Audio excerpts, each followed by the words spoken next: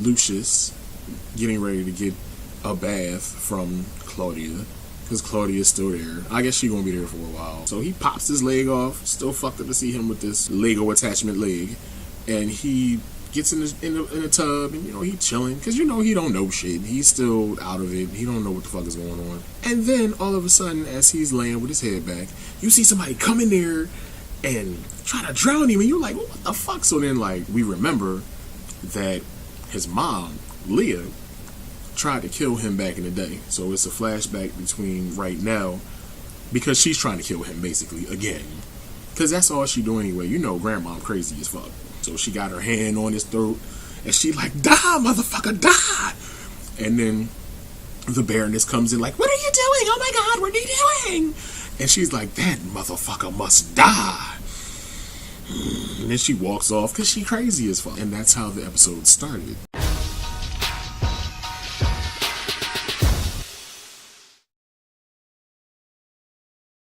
So back at Empire, Cookie's in charge. And because she has all this other shit going on, she left Becky in charge of the A&R. Jamal is in the studio, and Becky's in there like, yeah, this the shit, yeah. And Becky looked like the sexiest blueberry in the world in her tight blue titty dress. And Jamal is making this song for a movie. So they played a song for the dude, the executive dude, and he's like, yeah, it's cool, but you need to change this and maybe add an orchestra and do this. And Becky's like, we'll do whatever you say. And Jamal's like, why you want to change my song? Bitch, because that's what they asked for. And Becky's like, look, motherfucker, we have to make these changes. And Jamal's like, alright, whatever. Becky goes on through the day, because the whole episode took place, the majority of the episode took place throughout the course of one day. After Becky spoke to Jamal, she pretty much she left him to his own devices to make the changes that she asked for. This motherfucker, he's one of the Lions, and he can do whatever the fuck he wants. So he didn't like Becky's feedback. He went ahead and just recorded a whole new song. The dude that's dicking him down, Diana's, his name is Diana's nephew, the dude Warren, buff, big ass, badass Warren. Oh, he bad as shit. He was in there with Jamal, and of course Warren's like, yeah, babe, that song is the shit. Yeah, I'm gonna fuck you later. And Jamal's just like, my songs are everything. No, they're not. They get a little repetitive after a while, motherfucker. And Becky tried to tell you. Becky walks in, and she's in the studio, and she's like, well, what the fuck is this? And the engineer's like, this is some shit he came up with. So she's like, excuse me, can I see you for a second? And Jamal looking all like, oh, she's speaking to me. She know who I am. And he comes out, he's like, yo, why you calling me boy in front of my peoples? And she's like, what the fuck is this? This ain't what I asked for. Like, what the fuck?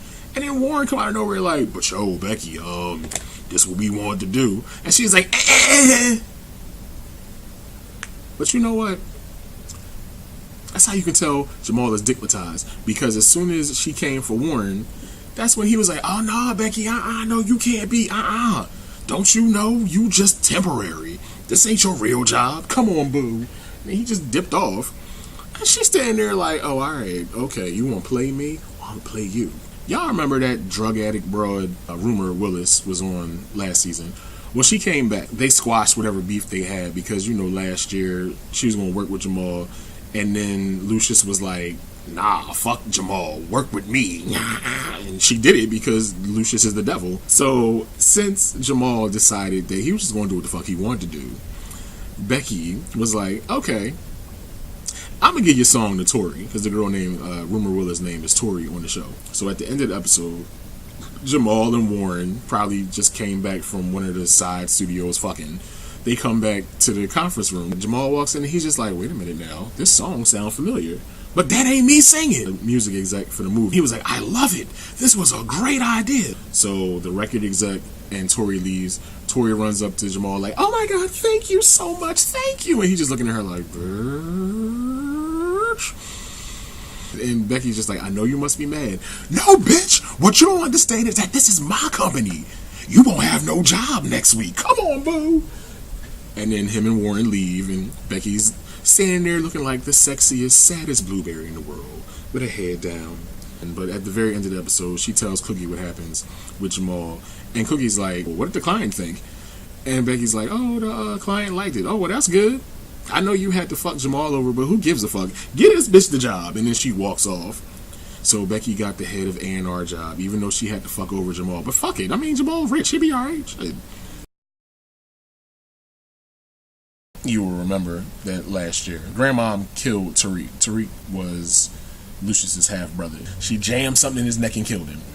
And then she blamed Anika for it. We see Anika for the first time this season, and she's in court next to her lawyer, looking like season 1 Denise Huxtable from a different world with a bad wig. And she's just looking all sad, like, I know my parents love me. Like, no, they don't, because they ain't there. It's just Hakeem for whatever reason. Why the fuck is Hakeem there? So she's up for parole, or they try and get her out of jail. And the judge is like, nah, take your ass back to Hillman, bitch. You ain't getting out today. And as they cart her off to jail, Anika runs back to Hakeem and is like, go get Cookie. Tell her I know about January 7th, 1957. No. What day was it? Tell Cookie I know about January 7th, 2015. Take me. So Hakeem has the task of going back to get Cookie. Cookie goes to see Anika in jail. She brings Thirsty, because you know Thirsty is a lawyer, and Thirsty makes things happen. And they're talking to Anika. And Anika's like, yeah, I know what happened on that day. And Cookie's just like, well, what the fuck happened? You please tell me what happened. And Nika's like, well, that's the day y'all killed Bungie. And Cookie's just like, bitch, I don't care about none of that. And nobody gives a fuck. It's like, Anika, you ain't got no legs to stand on. Luckily for you, Thirsty's like, alright, I'm not trying to have none of this go down. I'm gonna see what I can do to get you out of prison. Thirsty and Anika meet up with the lawyer. I guess he's an FBI lawyer or something. And they paint the story to make it look like if she did kill Tariq, it's because she was doing it for her own self-defense, because Tariq was obsessed with her, which he was. Thirsty is like, well, you know, Tariq was obsessed with Anika and he was whooping her ass. And Anika was like, yes, he was kicking my ass. I can't believe it. It was some bullshit. And then he has these tapes, like these doctored tapes that make it sound like Tariq was actually threatening Anika and physically abusing her. So they take this into consideration and they release Anika from jail. So Anika's like, alright, you know what, I'm gonna toss this hair up a little bit, make it look like brown spaghetti, and I'm gonna go see Hakeem, because that's where my baby is, because you know she is Bella's mother. So as soon as she gets to Hakeem's apartment, he opens the door and she's like all happy to see him. And then as he opens the door a little bit more, it's revealed that Tiana is there holding Bella. So now Anika's face is like she mad, but why are you mad? Like, what the fuck? That ain't your man. That's your stepson. I don't know if she wants Hakeem. I don't know if she's going to try to come for Tiana. I just wish they would find better storylines for Anika.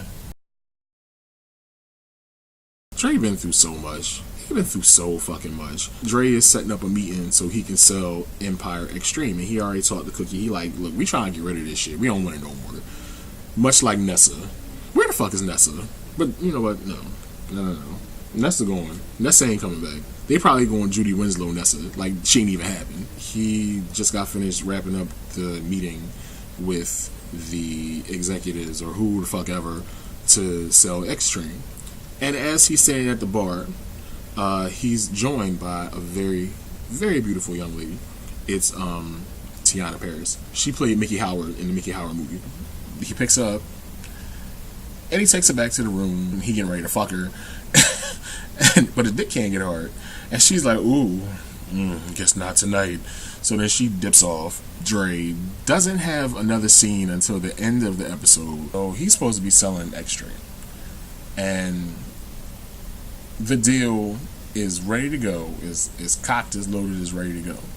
And then Cookie has other plans. He's going to make 20 albums for their 20th anniversary by the end of the year. That sounds like some bullshit. How the fuck you gonna make 20 albums in 3 months?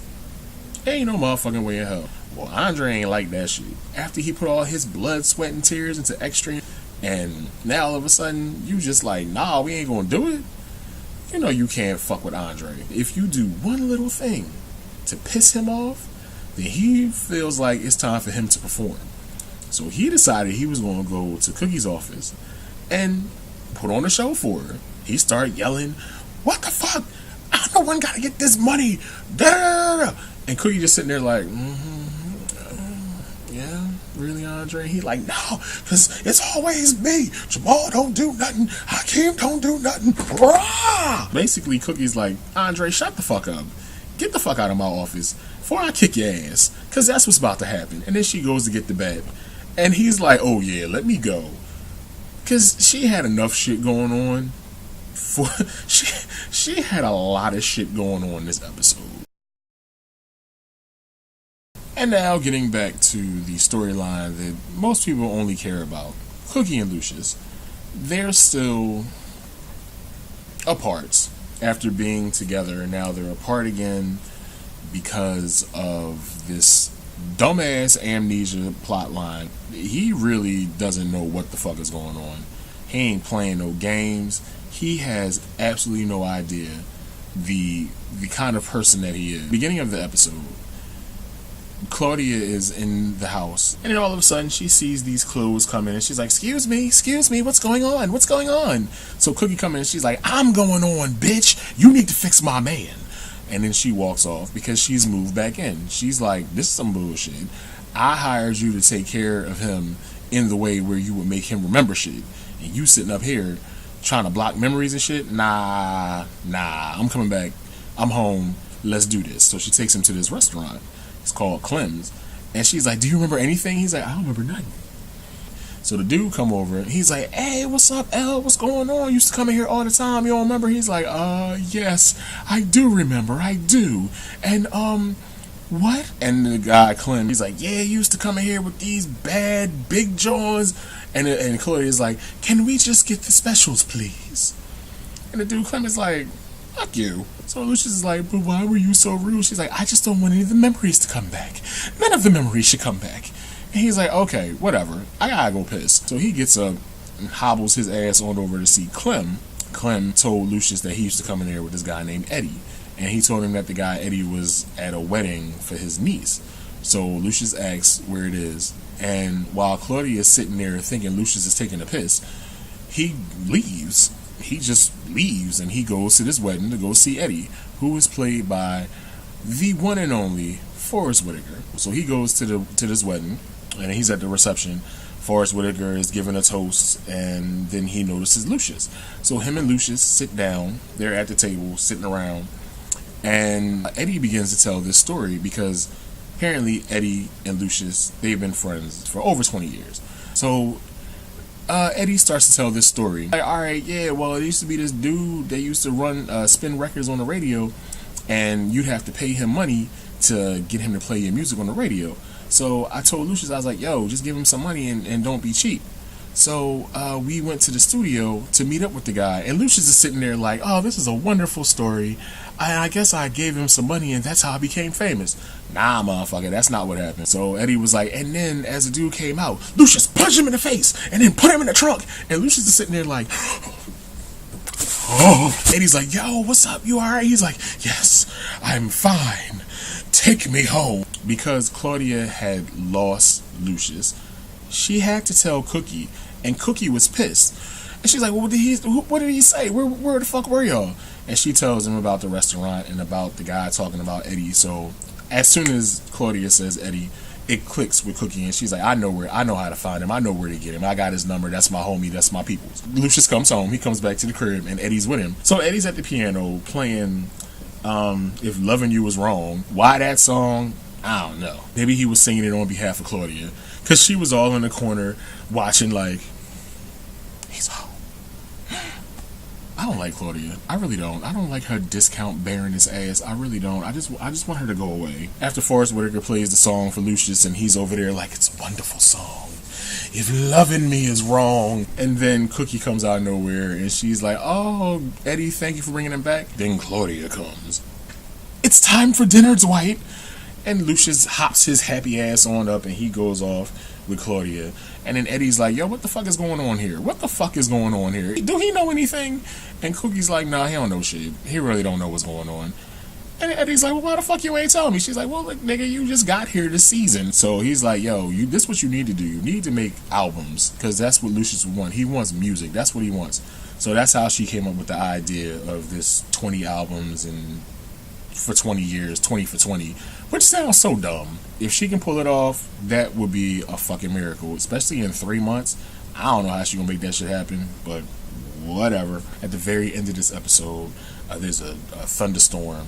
The thunder wakes him up out of sleep. He's like, so he gets up and he walks to Claudia's room, and Claudia's packing her shit, and he's like, well, where are you going? She's like, you don't trust me. I can't stay here if you don't trust me. I'm just too sure that I speak for everyone when I say, get the fuck out. You ain't got to stay. Why you here? Why is she here, Ike? Why is she here? But of course, Lucius, dumbass, he like, no, you're the only one I trust, and when you leave, you're gonna leave me with monsters and demons. Bitch, you're a monster and a demon. So you'll be in great company, motherfucker. But since he don't remember shit, he think that he's this really nice guy, and Claudia is this really nice woman, and so instead of leaving, she's gonna stay. I wish she'd leave, though. I'm about done with her. I wish she'd get the fuck out, but whatever.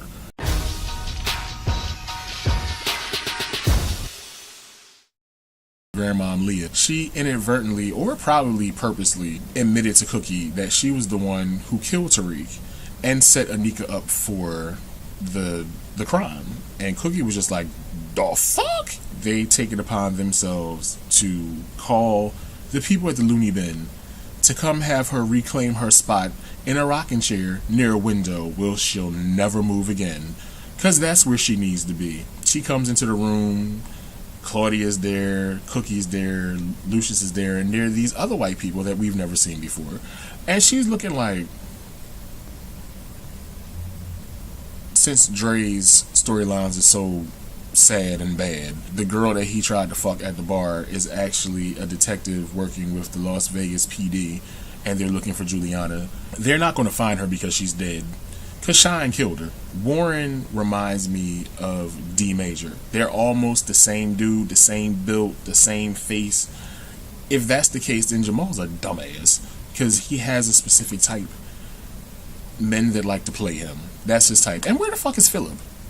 You remember Philip?